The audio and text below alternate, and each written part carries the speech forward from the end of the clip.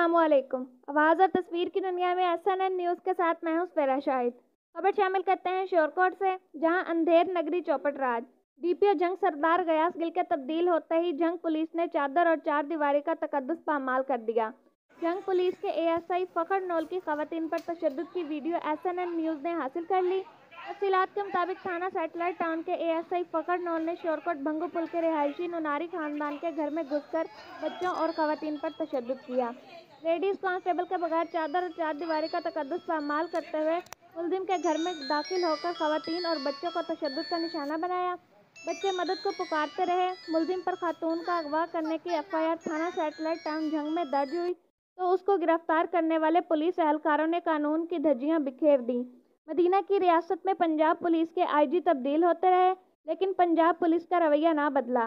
Footage में देखा जा सकता है कि किस कदर पुलिस एहलकार ख़वातीन और बच्चों पर तशद्दुद कर रहे हैं। मुतासरा खानदान और अहले इलाका ने वाक़या में मुलव्वस पुलिस एहलकारों के खिलाफ कार्रवाई का मुतालबा किया है।